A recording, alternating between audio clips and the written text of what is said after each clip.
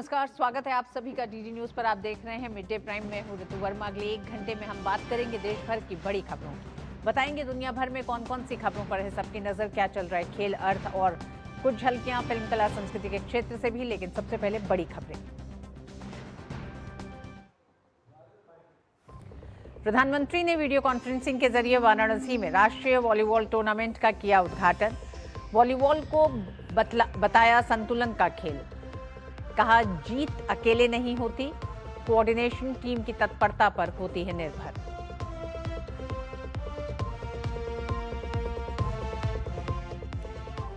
कांग्रेस के प्रस्तावित मनरेगा बचाओ अभियान को केंद्रीय मंत्री शिवराज सिंह चौहान ने करार दिया भ्रष्टाचार बचाओ संग्राम। कहा, कांग्रेस को गांव काम राम से परेशानी।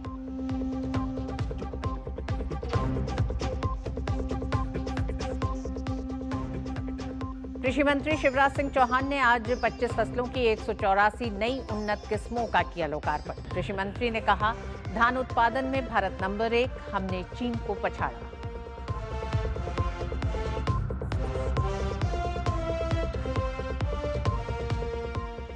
केंद्रीय गृह मंत्री अमित शाह तमिलनाडु के दौरे पर।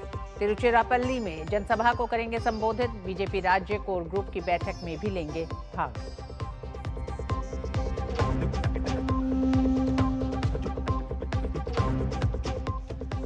और वेनेजुएला के राष्ट्रपति मादुरो को न्यूयॉर्क के डिटेंशन सेंटर में रखा गया। ट्रंप ने कहा, वेनेजुएला की कमान संभालेगा अमेरिका। संयुक्त राष्ट्र सुरक्षा परिषद ने बुलाई आपात बैठक।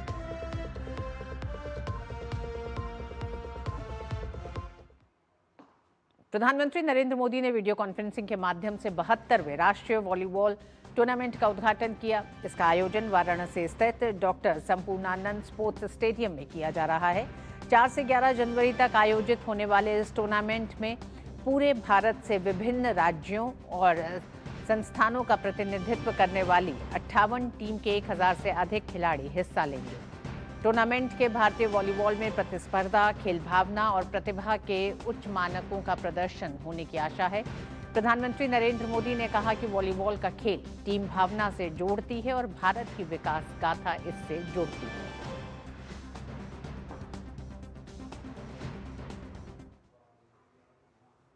वॉलीबॉल हमें सिखाती है कि कोई भी जीत अकेले नहीं होती। हमारी जीत हमारे कोऑर्डिनेशन, हमारे विश्वास और हमारी टीम की तत्परता पर निर्भर होती है। हर किसी की अपनी भूमिका है, अपनी जिम्मेदारी है और हम तभी सफल होते हैं जब हर कोई अपनी जिम्मेदारी को बखूबी निभाता है, गंभीरता से निभाता है। हमारा देश भी इसी तरह आगे बढ़ रहा है। स्वच्छता से डिजिटल पेमेंट तक और एक पेड़ मां के नाम से लेकर विकसित भारत के अभियान तक हम इसलिए प्रगति कर रहे हैं क्योंकि देश का हर एक जन, हर एक वर्ग, हर प्रांत एक सामूहिक चेतना से, इंडिया फर्स्ट की भावना से देश के लिए काम कर रहा है। देश में हो रहे सुधारों का जिक्र करते हुए प्रधानमंत्री नरेंद्र मोदी ने कहा कि खेल के क्षेत्र में भी सरकार ने काफी सुधार किए हैं। प्रधानमंत्री ने कहा कि खेलो भारत नीति 2025 से सही प्रतिभा को अवसर मिलेगा। स्पोर्ट्स सेक्टर में भी सरकार ने बड़े रिफॉर्म्स किए हैं। नेशनल स्पोर्ट्स गवर्नेंस एक्ट और खेलो भारत नीति 2025, इस प्रकार के प्रावधानों से सही टैलेंट को अवसर मिलेगा। खेल संगठनों में ट्रांसपेरेंसी बढ़ेगी।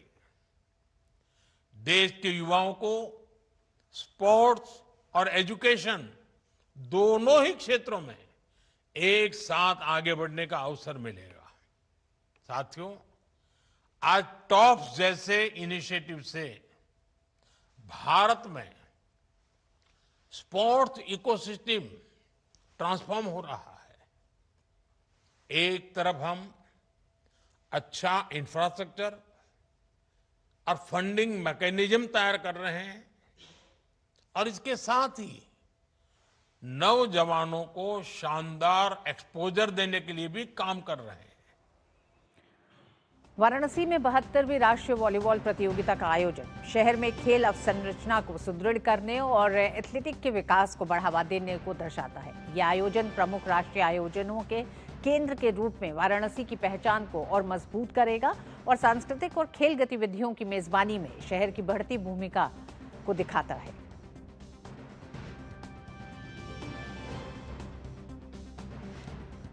और 72वें बॉलीवुड टूर्नामेंट के उद्घाटन के साथ ही प्रधानमंत्री नरेंद्र मोदी ने जहां बदली हुई खेल को लेकर पूरी सोच और एक संस्कृति में एक बड़ा बदलाव पिछले 10 सालों में देखा है, वहीं दूसरी तरफ प्रधानमंत्री ने यह भी कहा कि एक स्पोर्ट्समैन स्पिरिट जो है वो स्पिरिट किस तरह से देश के विकास में भी एक बड़ी भूमिका अदा करती है। जीत अकेले किसी एक की नहीं होती है, टीम की होती है। टीम इंडिया की भावना के साथ ही देश के विकास को आगे बढ़ा सकते हैं। वॉलीबॉल हमें टीम स्पिरिट से जोड़ती है। प्रधानमंत्री ने वॉलीबॉल टूर्नामेंट के उद्घाटन के वक्त कहा, उन्होंने कहा हर वर्ग भारत प्रथम की भावना से ही काम करने की जरूरत है। विकसित भारत के उस संकल्प को पूरा करने के लिए भी 2014 के बाद से खेलों में भारत का प्रदर्शन लगातार बेहतर हुआ है। खेल के प्रति लोगों के सोच में एक बड़ी तब्दीली हुई है। उस संस्कृति को एक तरह से बदला गया है। जेन जी को खेल के मैदान पर तिरंगा फहराते देखना गर्व की बात होती है। सरकार ने खेल का बजट भी पिछले कुछ सालों में क्रमशः बढ़ाया है, जिसका एक बड़ा असर दिखाई देता है कि किस तरह से 2036 ओलंपिक की मेजबानी का प्रयास भारत जो कर रहा है, उसके पीछे इन तमाम प्रयासों को और जो कदम 10 साल में खेलों के प्रति उठाए गए हैं वो दिखाते हैं। वाराणसी से हरिकेश हमारे साथ जुड़ गए हैं। हरिकेश बहादुर सिंह। हरिकेश, मौका तो वॉलीबॉल टूर्नामेंट का है इसके उद्घाटन के साथ, लेकिन प्रधानमंत्री ने जिस तरह से खेल की स्पिरिट के साथ देश के विकास को जोड़ा है और खासकर जेन जी के लिए कुछ बड़े संदेश दिए अपने संबोधन में।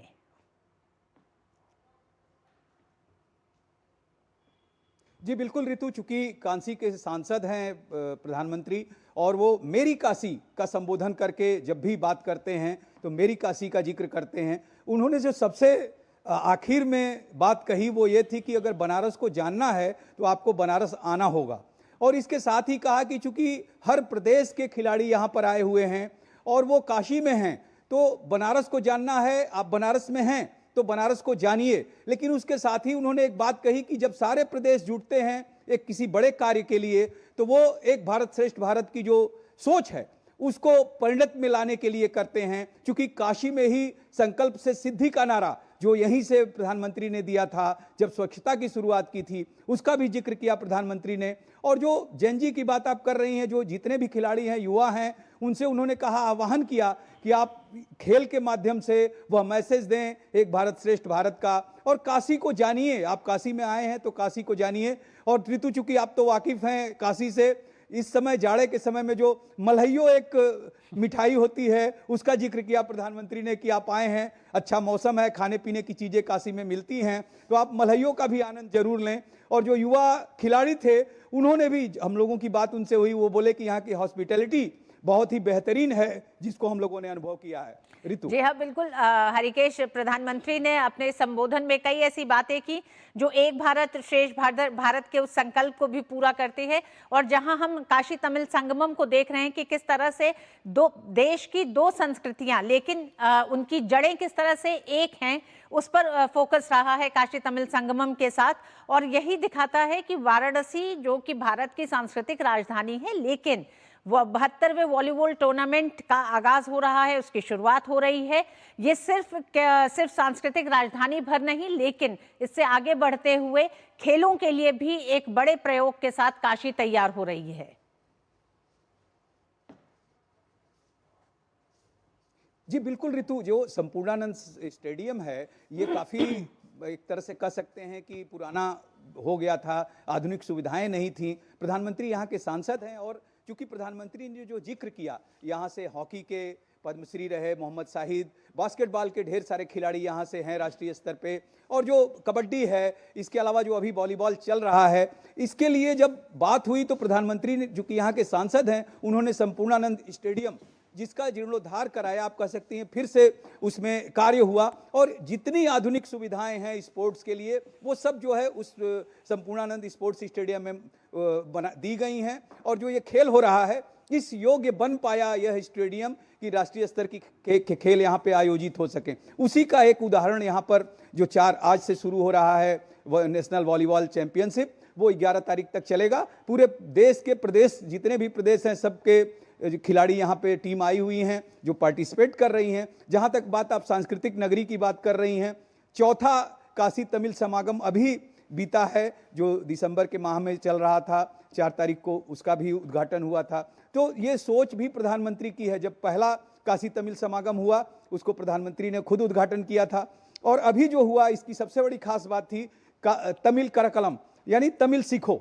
और इसमें एक और चीज ऐड हुई, जो अगस्त्य ऋषि के नाम से एक कार रैली आई यहाँ पर, और यहाँ के 300 छात्र तमिलनाडु गए, और उन्होंने जाके वहाँ पर तमिलनाडु की जो संस्कृति है, सभ्यता है, जो भाषा है, उसको भी सीखने का कार्य किया। तो जो आप कह रही हैं एक भारत श्रेष्ठ भारत, वो यहाँ पर होता दिखाई दे रहा है। और इसके साथ ही काशी हिंदू विश्वविद्यालय का जिक्र किया प्रधानमंत्री ने, यूपी कॉलेज का जिक्र किया, महात्मा गांधी काशी विद्यापीठ का जिक्र किया। जो ये शिक्षण संस्थान हैं, ये भी चूंकि शिक्षा की भी नगरी रही है, संस्कृति की नगरी रही है, धार्मिक नगरी है काशी, तो ऐसे जो नगर है, ऐसा जो क्षेत्र है जिसका प्रतिनिधित्व खुद प्रधानमंत्री करते हैं, उन्होंने जो आए हुए दूसरे प्रदेशों के खिलाड़ी हैं उनका भी स्वागत किया, अभिनंदन किया अपने भाषण में, और यह कहा कि हमें उम्मीद है कि आप लोग अपना बेहतर करके यहाँ पर दिखाएंगे और काशी से कुछ लेकर जाएंगे। बिल्कुल, वॉलीबॉल टूर्नामेंट देश भर से आए खिलाड़ियों के लिए बड़ा मौका होगा, जहां वो काशी और बनारस के खान पान, संस्कृति, पूजा पाठ सबको बहुत नजदीक से समझेंगे और उस मेहमान नवाजी का हिस्सा भी होंगे। बहुत बहुत धन्यवाद हरिकेश इस पूरी जानकारी के लिए। मिड डे प्राइम में वक्त एक छोटे से ब्रेक का है, आप देखते रहिए डीडी।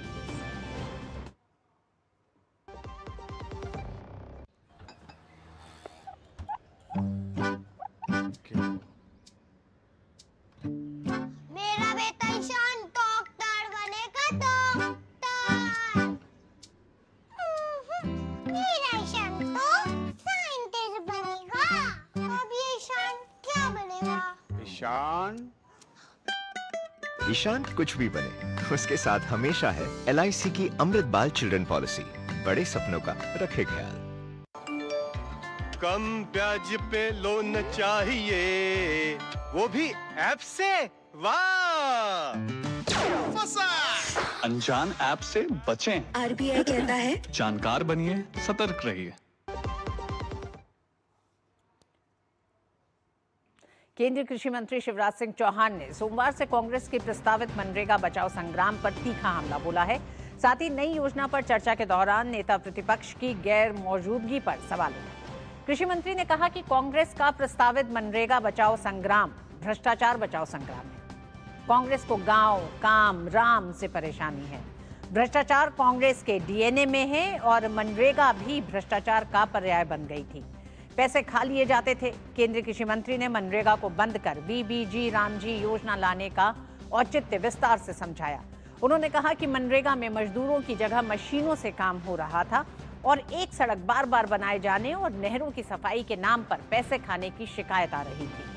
वहीं 80 साल से ऊपर के लोगों को काम के लिए पंजीकृत कर लिया गया था, जबकि काम कर रहे 30% से अधिक लोगों की उम्र 60 साल से ज्यादा थी, जिसके कारण योजना में बदलाव करना पड़ा।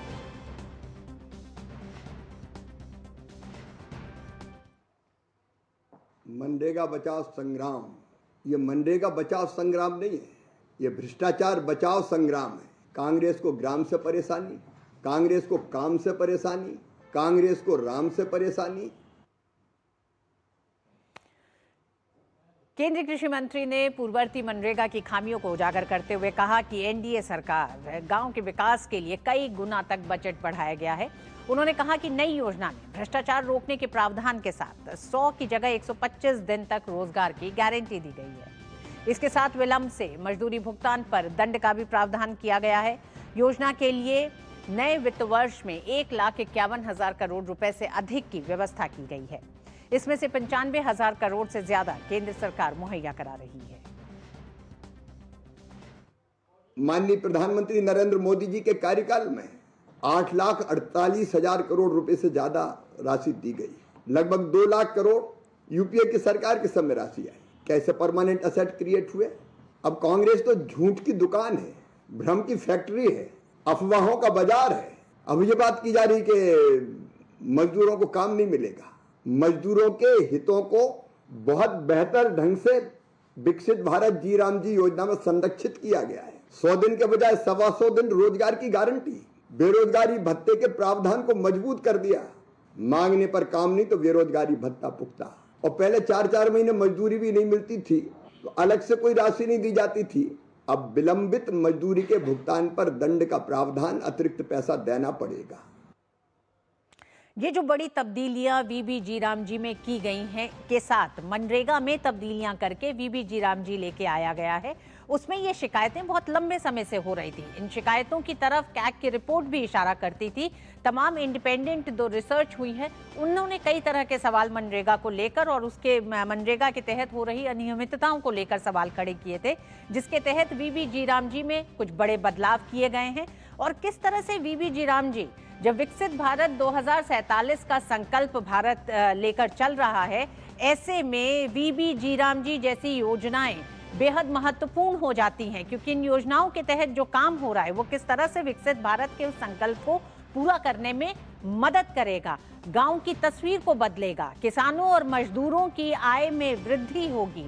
तो इन तमाम चीजों को लेकर वीबी जी राम जी में कुछ बड़ी तब्दीलियां की गई हैं।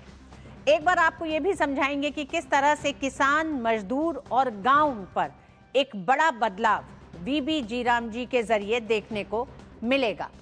किसानों को किस तरह से फायदा पहुंचेगा वीबी जी राम जी से, आइए एक नजर डालते हैं। किसानों को श्रमिकों की उपलब्धता होगी। ये एक बड़ी शिकायत होती थी कि मनरेगा के तहत मजदूर नहीं उपलब्ध होते थे। बेहतर कृषि सुविधाओं का लाभ मिलेगा किसानों को। राज्य 60 दिन की अवधि अब तय कर सकते हैं, तो राज्यों को भी अधिकार है इसमें। बुआई और कटाई के समय काम को रोका जा सकता है। तो ये एक तरह से किसानों के लिए कई बड़ी सुविधाएं लेके आया है। बुआई और कटाई के समय मजदूरों की कमी नहीं होगी। अब कृषि कार्यों के लिए श्रमिकों की कमी नहीं होगी। साथ ही सिंचाई, भूजल और बहुफसली क्षमता में भी सुधार होगी। संपर्क और भंडारण की सुविधा भी बेहतर होगी। बाढ़ और जल संरक्षण से फसलों की सुरक्षा बढ़ेगी। खेती की लागत नियंत्रित रहेगी। सिंचाई, भूजल और बहुफसली की क्षमता में सुधार होगा। तो ये तमाम वो काम जो होंगे अब वीबी जी राम जी के तहत, वो किस तरह से किसानों को फायदा दे उस पर केंद्रित होंगे। बाढ़ और जल संरक्षण से फसलों की सुरक्षा बढ़ेगी। कई ऐसे काम किए जाएंगे जिसमें जल संरक्षण को कैसे सुनिश्चित किया जाए उस तरफ ध्यान दिया जाएगा। मजदूरों को कैसे लाभ पहुंचेगा, आइए उस पर एक नजर डालते हैं। नए कानून से 25 दिन ज्यादा का रोजगार दिया जा रहा है। मनरेगा 100 दिन की बात करता था, वीबी जी राम जी 125 दिन की बात कर रहा है। वहीं लगभग 25% अधिक संभावित कमाई होगी मजदूरों की। तो ये एक बड़ा परिवर्तन है दोनों ही, अगर हम योजनाओं को देखें। विकसित ग्राम पंचायत प्लान के तहत ही अब काम होगा। फोकस है किस तरह से गांव का विकास हो, किस तरह से इन कामों का इस्तेमाल इसमें किया जाए कि गांव को क्या जरूरत है वो तमाम काम किए जाएं। 2024 से 25 में 99% जो पैसा गया है वो सीधे डिजिटल रूप में गया है, जो बताता है कि पारदर्शिता पे काम किया जा रहा है। आधार बायोमेट्रिक सत्यापन से ही मजदूरी सीधे खाते में जा रही है। पारदर्शिता पे सबसे ज्यादा फोकस इसमें है। मजदूरी की रकम की चोरी समाप्त होगी, जो कि पिछले भी 2024 से 25 के दौरान देखा गया है कि किस तरह से सीधे खातों में मनरेगा की मजदूरी पहुंची है। काम नहीं दिया जाता है तो बेरोजगारी भत्ता देना होगा। और अब बात करते हैं किस तरह से डिजिटल गवर्नेंस मनरेगा और वीबी जी राम जी को अलग करता है, जिसका सीधा फायदा मजदूरों और कामगारों को मिलने जा रहा है। एआई आधारित धोखाधड़ी पहचान होगी। इसका मतलब कि जिस तरह से जो जॉब कार्ड्स जो बनते थे, अब वो जॉब कार्ड्स एआई के जरिए बनेंगे, जिसमें किसी भी तरह की धांधली रोकी जा सकेगी। निगरानी के लिए केंद्रीय और राज्य स्तरीय संचालन समितियां होंगी। ग्रामीण विकास के 4 प्रमुख स्तंभों पर सीधे सीधे फोकस है। पंचायतों की निगरानी में ही काम होगा। पंचायतों की भूमिका बढ़ी है। जीपीएस मोबाइल आधारित निगरानी होगी। रियल टाइम MIS डैशबोर्ड होगा और ये डैशबोर्ड जो MIS का है ये पारदर्शिता, दक्षता और जवाबदेही सुनिश्चित करेगा।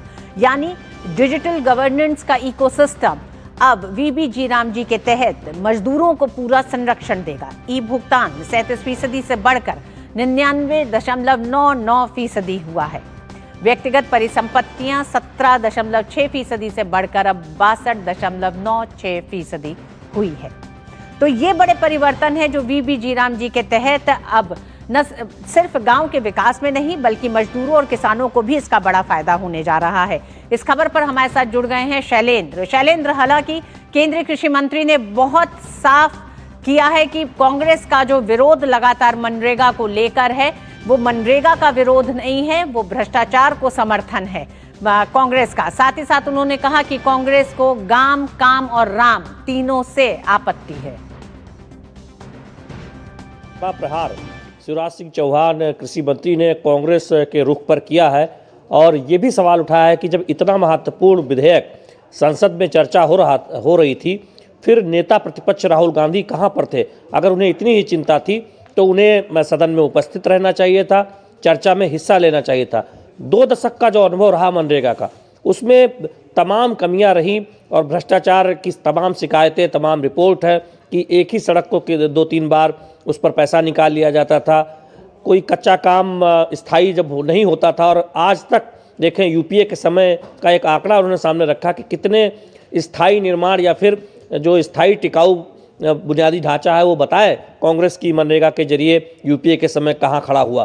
तो ये तमाम सवाल भी पूछे और जब एक बेहतर योजना मनरेगा की जगह विकसित भारत जी राम जी कानून आया है तो फिर कांग्रेस विरोध क्यों कर रही है? क्या वो भ्रष्टाचार का समर्थन करना चाहती है या फिर उसको गांव के विकास से विरोध है? तो ये एक बहुत बड़ा आरोप आज कृषि मंत्री ने लगाया। दूसरी बात ये बताइए कि 1,51,000 करोड़ रुपए ये संभावित है अगले वित्त वर्ष में मनरेगा के तहत जो अब नई योजना आई है मनरेगा की जगह पर जी विकसित भारत जी राम जी बिल, उसके तहत आवंटित होना, जिसमें 95,000 करोड़ रुपया केंद्र का हिस्सा है।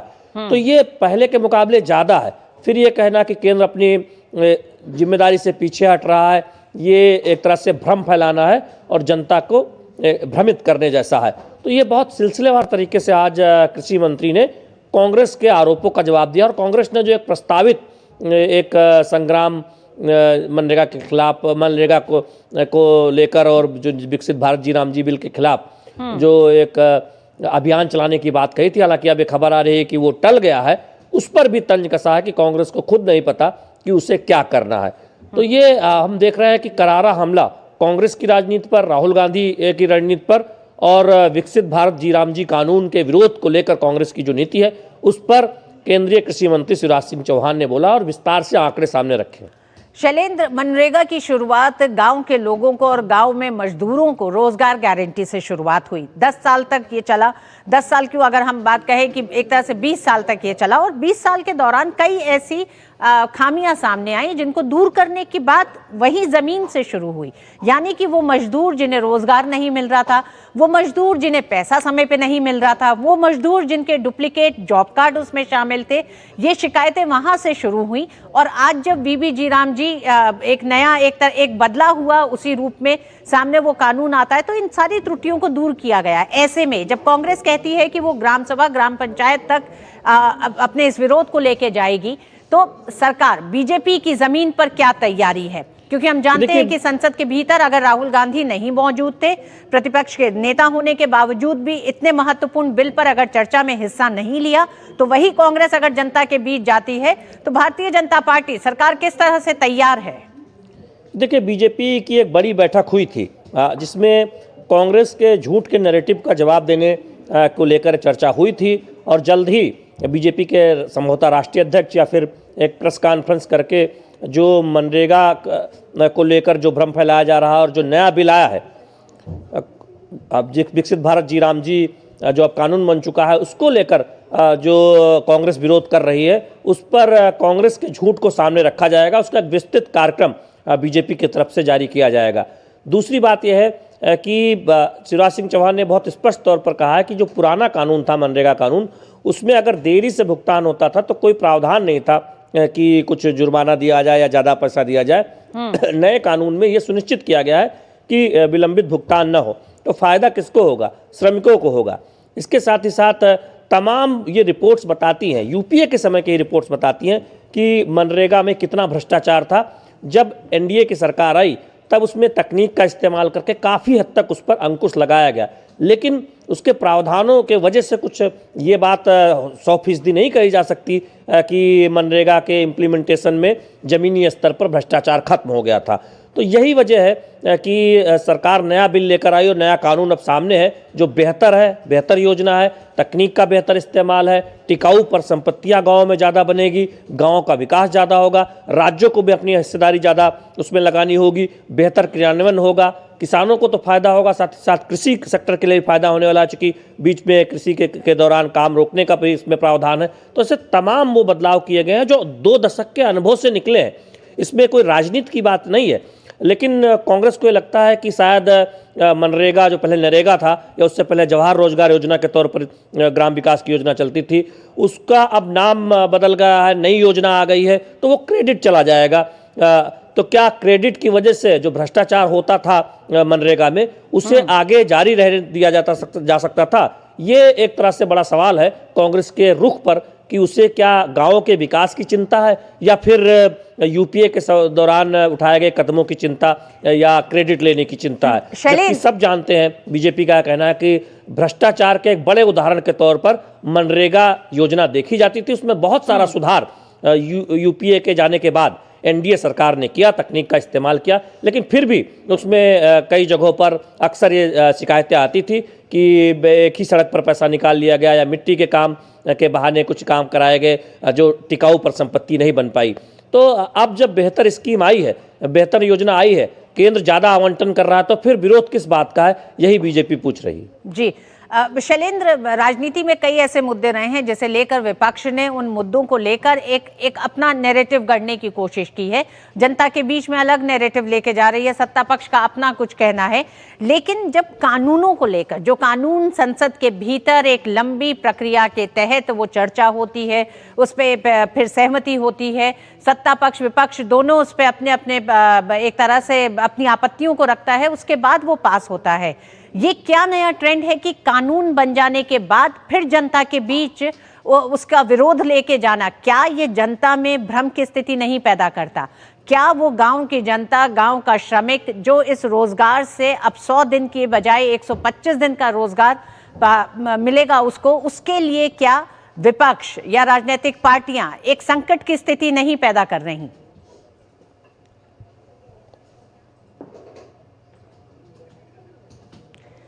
शैलेंद्र, आप आवाज सुन पा रहे हैं? जी ऋतु जी, मैं आपका सवाल बहुत ढंग से सुन नहीं पाया, लेकिन निश्चित तौर पर देखिए, जो नई योजना है उसमें हम देखते हैं कि ये सुनिश्चित किया गया है कि जो विकसित भारत 2047 का लक्ष्य है उसके तहत इसमें काम किया जाए और गाँव के विकास पर ज़्यादा ध्यान दिया जाए। किसानों को फ़ायदा होगा, श्रमिकों को फ़ायदा होगा और साथ ही साथ जो लीकेज थी वो खत्म होगा। तो फिर सिर्फ विरोध के लिए विरोध करना है, क्योंकि तमाम बड़े रिफॉर्म्स का विरोध कांग्रेस पार्टी करती रही है, कांग्रेस के सहयोगी दल करते रहे हैं। तो ऐसे में देश के विकास से क्या विरोध है कांग्रेस पार्टी को? ये सवाल बीजेपी पूछ रही है कि गाँव की जब बात होती है, जब भगवान राम की बात होती है तो कांग्रेस विरोध करने लगती है। इसीलिए आज शिवराज सिंह चौहान ने कहा कि कांग्रेस को गाँव से विरोध है, कांग्रेस को राम से विरोध है और भ्रष्टाचार से समर्थन है। कांग्रेस के तमाम कार्यकर्ता और कांग्रेस गांव-गांव तक पहुंचेगी, केंद्रीय मंत्री की तरफ से लगाया गया। जी शैलेंद्र, आपको अगर मेरी आवाज मिल रही हो, कल से जब कांग्रेस गांव-गांव तक पहुंचने का एक तरह से लगातार बात कर रही है इस पूरे कानून के विरोध में, तो जब वो गांव-गांव तक पहुंचेगी और सड़कों पर उतरेगी तो भारतीय जनता पार्टी किस तरह से अब उसकी मजम्मत करने के लिए भी और उस पर एक पलटवार करने के लिए गांव वालों के पास भारतीय जनता पार्टी भी क्या इस तरह से तैयारी कर रही है कि जमीन पर मौजूद होगी? शैलेंद्र, धन्यवाद पूरी जानकारी के लिए। और मिड डे प्राइम में वक्त एक छोटे से ब्रेक का है।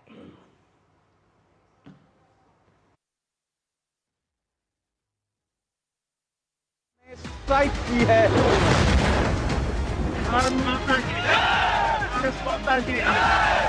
जो सच है हम वही दिखाते हैं। किस तरह की चुनौतियां हमारी रेस्क्यू टीम को आ रही हैं। शोर सनसनी नहीं, भरोसा जगाते हैं।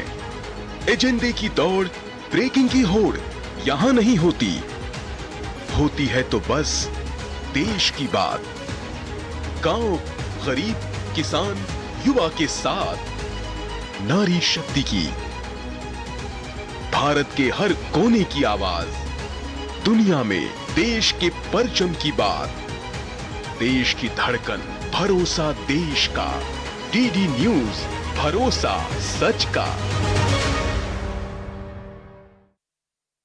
दिन भर की भाग दौड़ में जब छूट जाएं जरूरी खबरें, जब आप हो जल्दी में और जाननी हो हर खबर, जब फटाफट अंदाज में देखनी हो आपको तेज खबर, जब केवल आधे घंटे में जानना हो देश दुनिया का हाल,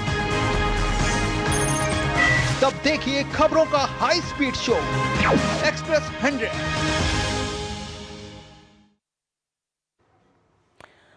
खाद्य उत्पादन में भारत के नाम बड़ी सफलता लगी है। भारत धान की पैदावार में चीन को पीछे छोड़कर नंबर 1 हो गया है। कृषि मंत्री शिवराज सिंह चौहान ने इस उपलब्धि को असाधारण उपलब्धि बताते हुए कहा कि हमारी खाद्य सुरक्षा सुनिश्चित करते हुए हम अधिक भंडार भरेंगे।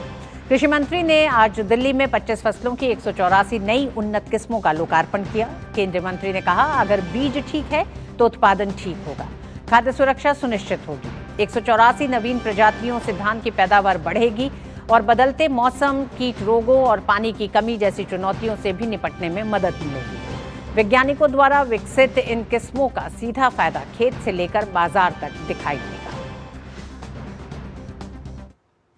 चावल के उत्पादन में भारत ने चीन को पीछे छोड़ दिया, हम नंबर 1 बन गए। इस साल हमारा उत्पादन 150.18 मिलियन टन और चीन का 145.28 मिलियन टन। ये चीन को पीछे छोड़ना एक असाधारण उपलब्धि है। हमारी खाद्य सुरक्षा सुनिश्चित करके हमने अन्न के भंडार भर दिए हैं। केंद्रीय गृह मंत्री अमित शाह आज से तमिलनाडु के 2 दिन के दौरे पर रहेंगे, जहां वो कई राजनीतिक कार्यक्रमों में हिस्सा लेंगे। केंद्रीय गृह मंत्री सबसे पहले तिरुचिरापल्ली के पुटुकोट्टी में बीजेपी प्रदेश अध्यक्ष नयनार नागेंद्रन के राज्यव्यापी राजनीतिक अभियान के समापन समारोह को संबोधित करेंगे। लिहाजा इसके लिए तैयारियां पूरी कर ली गई हैं। साथ ही केंद्रीय गृह मंत्री अमित शाह आज तिरुचिरापल्ली में तमिलनाडु बीजेपी राज्य कोर ग्रुप की बैठक में भी शामिल होंगे। वहीं 5 जनवरी यानी सोमवार को श्रीरंगम में श्री रंगनाथ स्वामी दर्शन से पहले बीजेपी जिला इकाई द्वारा आयोजित मोदी पोंगल कार्यक्रम में भी हिस्सा लेंगे।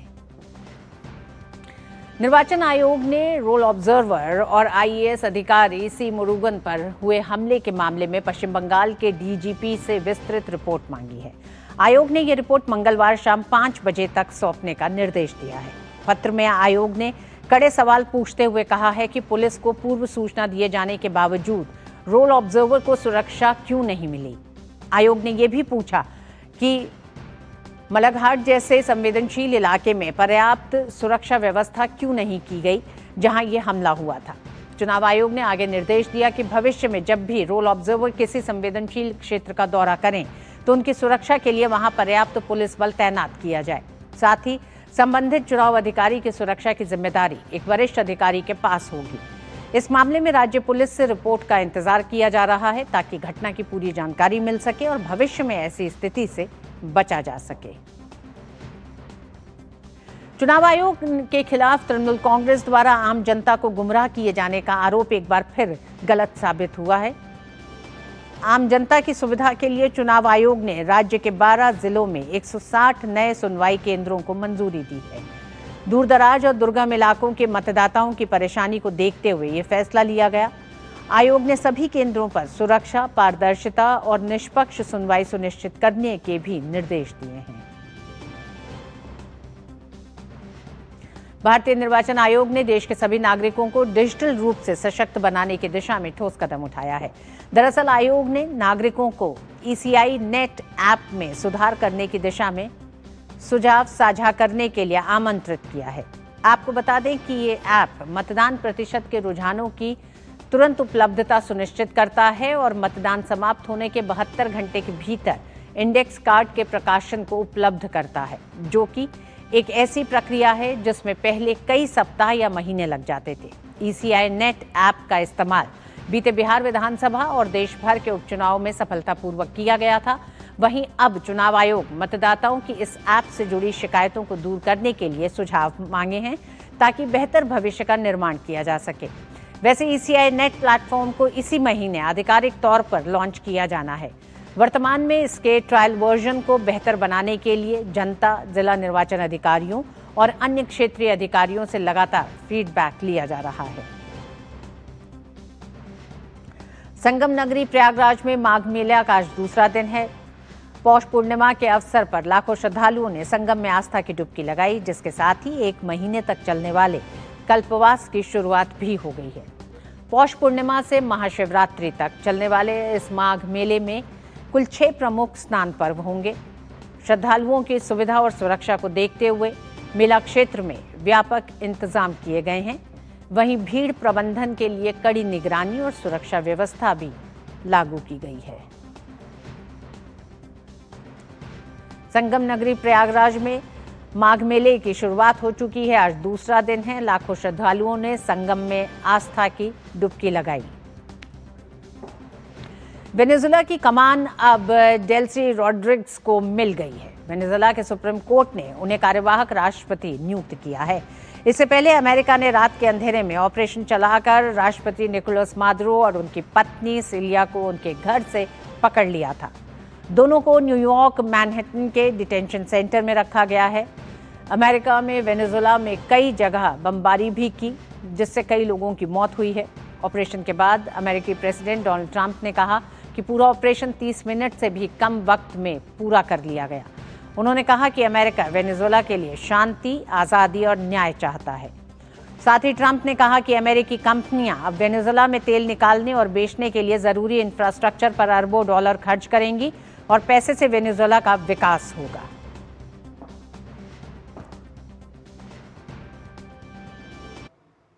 As everyone knows, the oil business in Venezuela has been a bust, a total bust, for a long period of time. They were pumping almost nothing by comparison to what they could have been pumping and what could have taken place. We're going to have our very large United States oil companies, the biggest anywhere in the world, go in, spend billions of dollars, fix the badly broken infrastructure, the oil infrastructure, and start making money for the country. America और Venezuela में तनाव के बीच सोमवार को संयुक्त राष्ट्र सुरक्षा परिषद की आपात बैठक बुलाई गई। रूस और चीन के समर्थन से कोलंबिया ने 15 सदस्यीय परिषद की बैठक का अनुरोध किया था। वेनेजुला में अमेरिकी ऑपरेशन के बाद कई देशों में रह रहे वेनेजुला के लोगों ने जश्न भी मनाया। स्पेन की राजधानी मैड्रिड में वेनेजुलाई मूल के लोगों ने सड़क पर उतरकर आतिशबाजी की और जश्न मनाया। बोलीविया में भी वेनेजुलाई मूल के लोग जश्न मनाते हुए नजर आए। वेनेजुला में मौजूदा तनावपूर्ण हालात पर भारत सरकार ने एडवाइजरी जारी की है और भारतीयों को वेनेजुला की यात्रा से बचने की सलाह दी है। वेनेजुला के राष्ट्रपति निकोलस मादुरो के पकड़े जाने पर दुनिया के ताकतवर देशों ने प्रतिक्रिया दी है। फ्रांस के राष्ट्रपति इमैनुअल मैक्रों ने अमेरिका की कार्रवाई की सराहना की है। मैक्रों ने कहा कि वेनेजुला के लोग मादुरो की तानाशाही से मुक्त हो गए हैं। साथ ही उन्होंने कहा कि वेनेजुला में बदलाव शांतिपूर्ण और लोकतांत्रिक होना चाहिए। उन्होंने कहा कि बदलाव में लोगों की इच्छा का सम्मान किया जाना चाहिए। इजराइल के प्रधानमंत्री बेंजामिन नेतन्याहू ने अमेरिका की कार्रवाई की सराहना की। नेतन्याहू ने सोशल मीडिया पर लिखा कि प्रेसिडेंट ट्रंप को स्वतंत्रता और न्याय के पक्ष में उनके साहसिक और ऐतिहासिक नेतृत्व के लिए बधाई देता हूं। साथ ही उन्होंने इसे अमेरिका के बहादुर सैनिकों की शानदार कार्रवाई बताया। निकोलस मादुरो के पकड़े जाने की कार्रवाई को रूस ने सशस्त्र आक्रामकता कहा है। रूस के विदेश मंत्रालय ने संयुक्त राष्ट्र सुरक्षा परिषद की बैठक बुलाने की मांग की और मादुरो के साथ ही उनकी पत्नी को तुरंत रिहा करने की भी मांग की। जबकि ब्रिटेन के प्रधानमंत्री कीर स्टारमर ने अमेरिका की कार्रवाई का समर्थन किया। स्टारमर ने सोशल मीडिया पर लिखा कि ब्रिटेन मादुरो को अवैध राष्ट्रपति मानता था और मादुरो के शासन का अंत होने पर उन्हें कोई दुख नहीं है।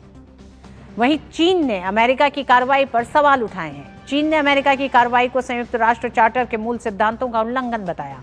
चीन के विदेश मंत्रालय ने कहा कि वो अमेरिका की कार्रवाई का कड़ा विरोध करते हैं। और अखिलेश सुमन, जो इस समय वेनेजुएला में संकट चल रहा है, अमेरिका और वेनेजुएला के बीच का जो टकराव है उस पर और बात करने के लिए अखिलेश सुमन हमारे साथ जुड़ गए हैं। अखिलेश जी, सबसे पहली बात, देश के बड़े छोटे तमाम देशों ने और खासकर कई मुद्दों पर जब हम पूरी दुनिया को दो हिस्सों में बटा हुआ देखते हैं, वो बटी हुई दुनिया भी वेनेजुएला पे जो कार्रवाई अमेरिका की रही है उसको लेके अलग अलग प्रतिक्रिया है। कुछ इसकी निंदा कर रहे हैं, कुछ इसका समर्थन कर रहे हैं। अमेरिका ने वेनेजुएला के साथ जो किया है, अगर संप्रभुता के पैमाने पर देखा जाए तो ये कितना सही और गलत दिखता है? देखिए, वेनेजुएला में एक बोलिवारियन क्रांति हुई थी, जिसको कि कह सकते हैं कि लैटिन अमेरिका इलाके का एक लेफ्ट मूवमेंट था जिसने कि वहाँ क्रांति की, और उसके बाद शावेज बने थे। उसके बाद वेनेजुएला में ये राष्ट्रपति बने मडूरो। निकोलस मडूरो एक स्ट्रांग लीडर के रूप में जाने जाते हैं, और स्ट्रांग लीडर जब होता है तो उसके कई दुश्मन भी खड़े होते हैं, देश में भी और दुनिया में भी। उन्होंने जो पिछले दिनों चुनाव कराए थे, उन चुनावों पे कई तरह के आरोप थे, जिसके कारण पश्चिमी दुनिया उनसे काफी नाराज थी।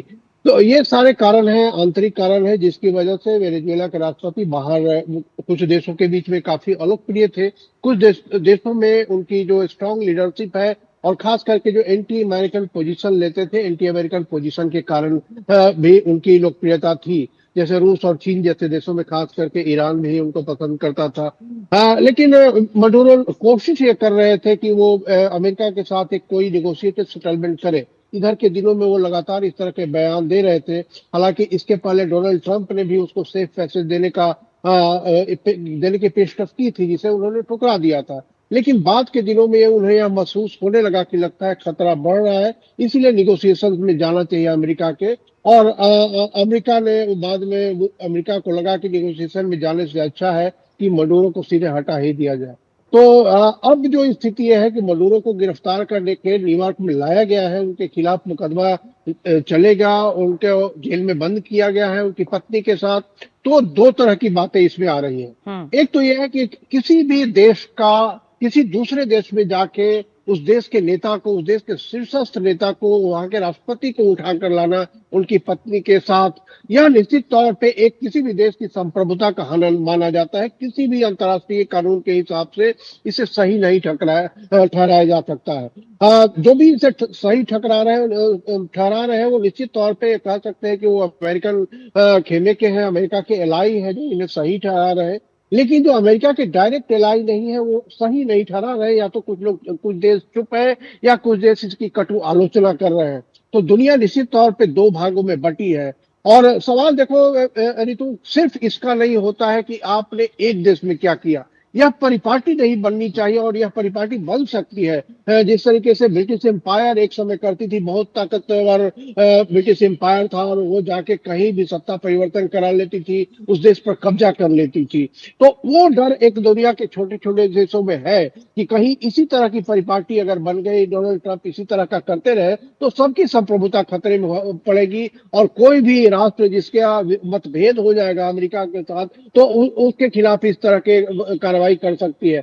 निश्चित तौर पे जब डोनाल्ड ट्रंप ने कल रात में कहा कि उनकी तेल कंपनी आ जाएगी, वहां जाके तेल निकालेगी और तेल निकाल के दुनिया भर में बेचेगी, तो आप समझ सकते हैं कि एक बिजनेस मोटिव है। और बिजनेस मोटिव है कि वहां के जो संसाधन है, जो सबसे महत्वपूर्ण संसाधन है तेल, वहां का 300 बिलियन खनिजों का संसाधन, जी हाँ, तो खनिजों का संसाधन भी है। तो वहां जाके इस तरह की बात खुलेआम कहना निश्चित तौर पे ये दिखाता है कि इरादे कुछ और भी है।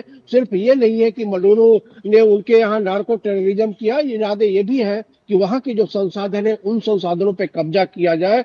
और आज के आधुनिक युग में इस तरह की स्थिति कि बिना निगोशिएशन किए हुए, बिना एग्रीमेंट के, MOU साइन किए हुए फ्री ट्रेड एग्रीमेंट किए हुए आप सीधे किसी देश के नेता को उठाते हैं और कहते हैं कि हमारी कंपनियां वहां जाएगी और व्यापार करेगी, इससे वहां उस देश के लोगों को फायदा होगा। निश्चित तौर पे इसे संप्रभुता का हनन ही माना जा सकता है, इसके अलावा और कुछ बात नहीं है।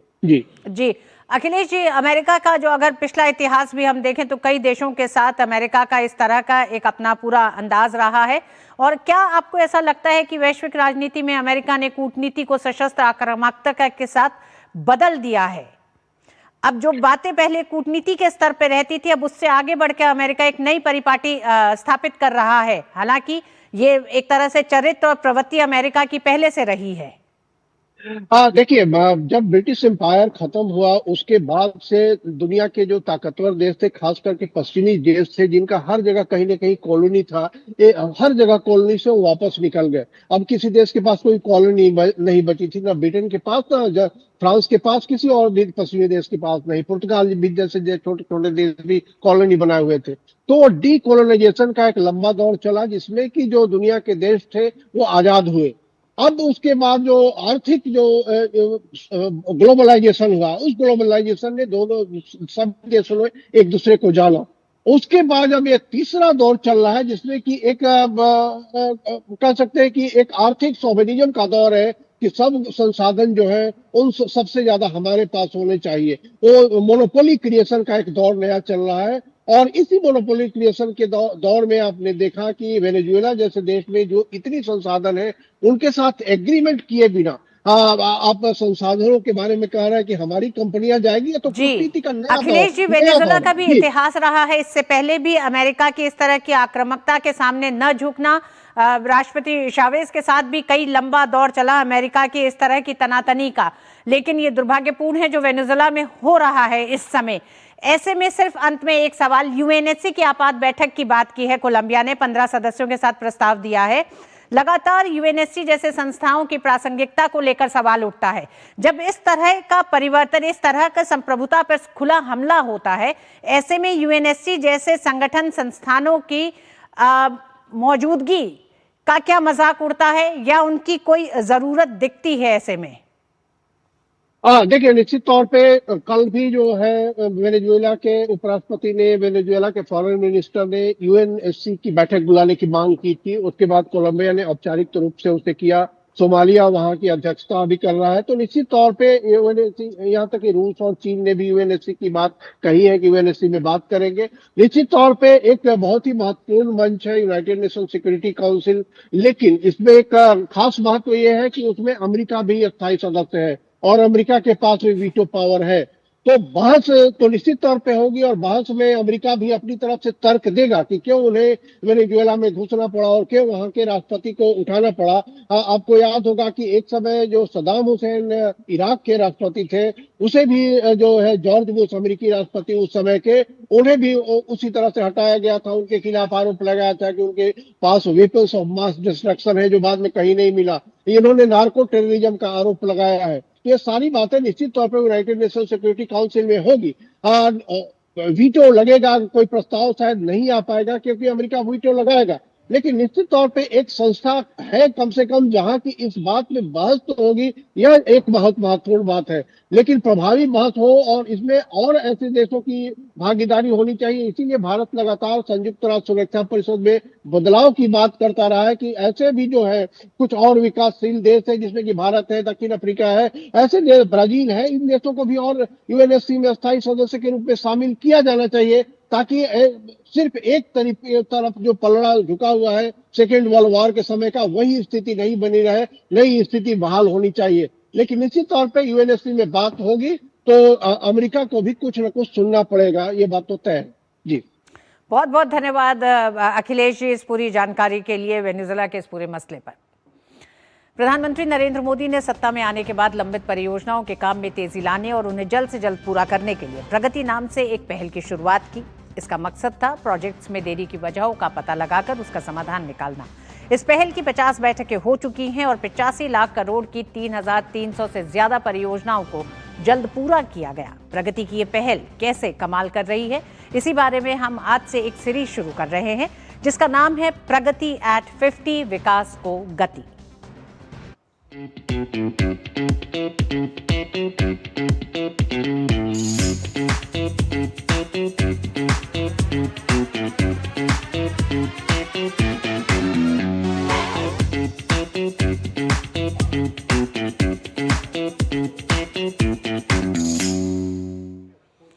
पीएम मोदी ने अप्रैल 2022 में जल सुरक्षा को लेकर जिस दूरदर्शी सोच के साथ मिशन अमृत सरोवर की शुरुआत की थी, उसकी सफलता आज जमीन पर साफ दिखाई दे रही है। पीएम की अध्यक्षता में प्रगति प्लेटफॉर्म के तहत हुई नियमित समीक्षाओं ने इस परियोजना की सफलता में बड़ी भूमिका निभाई। यही कारण है कि केंद्र और राज्य सरकारों के साझा प्रयास से अमृत सरोवर आज एक सरकारी योजना से आगे बढ़कर जल संकट से निपटने का प्रभावी राष्ट्रीय अभियान बन चुका है। देखिए हमारी ये खास रिपोर्ट।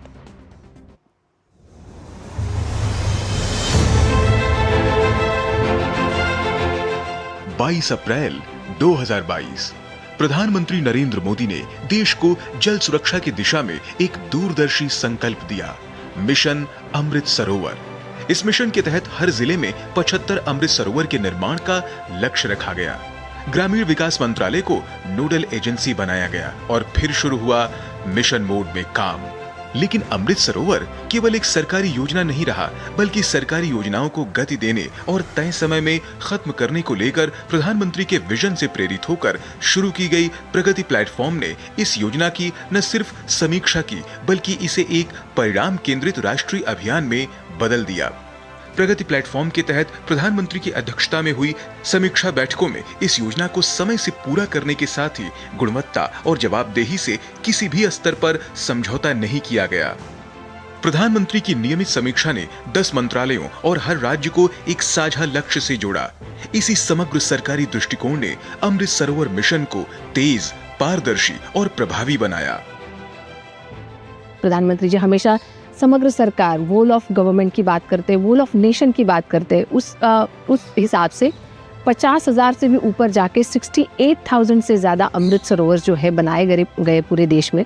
और अब यह अमृत सरोवर जो है उनकी प्रगति मीटिंग के माध्यम से जब आदरणीय प्रधानमंत्री जी इसकी समीक्षा करते हैं तो उससे और भी ज़्यादा समन्वय जो है मंत्रालयों के बीच में, सबके बीच में बढ़ जाता है। प्रधानमंत्री के विजन के मुताबिक पुराने तालाबों के पुनर्जीवन से लेकर नए जलाशयों के निर्माण तक एक विस्तृत और व्यवहारिक एक्शन प्लान जमीन पर उतारा गया। 15 अगस्त 2023 तक कुल 50,000 अमृत सरोवर बनाने का लक्ष्य था, लेकिन प्रगति के तहत इसमें काफी तेजी आई और आज देश के कोने-कोने में 68,000 से ज्यादा अमृत सरोवर तैयार हो चुके हैं, जबकि अमृत सरोवर मिशन का दूसरा चरण अभी जारी है। हर सरोवर कम से कम 1 एकड़ क्षेत्र में फैला और 10,000 क्यूबिक मीटर या उससे अधिक जल धारण क्षमता के साथ इन जलाशयों के आसपास 23 लाख से अधिक छायादार वृक्ष लगाए गए। प्रधानमंत्री की प्रगति समीक्षा का ही परिणाम है कि अमृत सरोवर आज जल संकट से निपटने का एक प्रभावी समाधान बन चुके हैं। इस योजना के तहत न केवल सतही जल की उपलब्धता बढ़ी है, बल्कि भूजल स्तर में सुधार हुआ है, सिंचाई को नया आधार मिला है और पर्यावरण संरक्षण को मजबूती मिली है। अमृत सरोवर योजना के तहत जो प्रधानमंत्री नरेंद्र मोदी जी के द्वारा ये तालाबों की सफाई और सुंदरीकरण के तौर पे किया गया और यहाँ इसके अलावा ये लोकल के जो लोग हैं उनको एक रोजगार का साधन भी मिला है। अमृत सरोवर बन जाने की वजह से वाटर लेवल ये गाँव का बहुत अच्छा रहता है और इसके लिए मैं प्रधानमंत्री जी को बहुत बहुत धन्यवाद देना चाहता हूँ। जिस तरीके से पेड़ों का विकास हुआ है, पेड़ लगाए गए हैं, पेड़ बड़े हुए, उससे हम लोगों को बेहतर जलवायु प्राप्त होती है, अच्छे लेवल में ऑक्सीजन प्राप्त होती है और मैं इन सब चीज़ों के लिए प्रधानमंत्री नरेंद्र मोदी जी का आभारी हूँ। प्रधानमंत्री की निरंतर प्रगति समीक्षा एक शक्तिशाली उत्प्रेरक बनी, जिसने मिशन अमृत सरोवर को एक सामान्य सरकारी योजना से आगे बढ़ाकर कुशल, पारदर्शी और समुदाय संचालित राष्ट्रीय पहल में बदल दिया। और अब आइए देखते हैं खेल जगत से जुड़ी खबरें। उसके लिए हमारे साथ जुड़ गई हैं सुचित्रा, शुरुआत करेंगी सीधे नॉर्थ ईस्ट की खिलाड़ी ने, जिसने खेल जगत में एक नया इतिहास रच दिया है।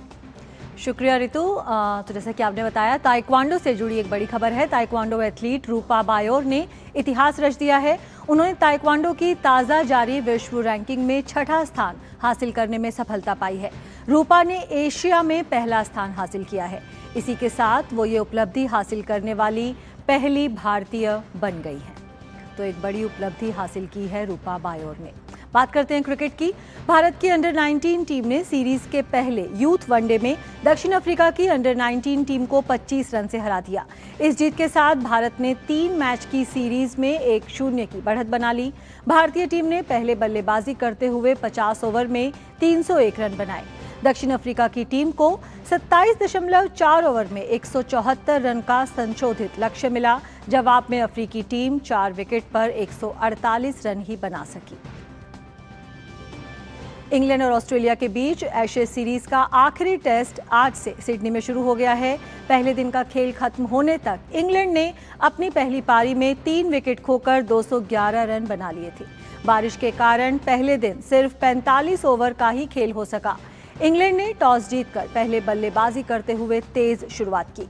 बेन डकेट को 27 रन पर बोल्ड कर स्टार्क ने ऑस्ट्रेलिया को पहली सफलता दिलाई। क्रॉली 16 और बीथेल 10 रन बनाकर आउट हुए। दिन का खेल खत्म होने तक जो रूट 72 और हैरी ब्रूक 78 रन बनाकर नाबाद है। ऑस्ट्रेलिया सीरीज में 3-1 से आगे है और उसने सीरीज पहले ही अपने नाम कर ली है। तो ये थी इस वक्त की खेल जगत से जुड़ी बड़ी खबरें। वापस चलते हैं ऋतु के पास। धन्यवाद सुचित्रा तमाम खबरों के लिए। और मिड डे प्राइम में आज बस इतना ही। मुझे दीजिए अनुमति। डीडी न्यूज़ पे खबरें जारी रहेंगी। नमस्कार।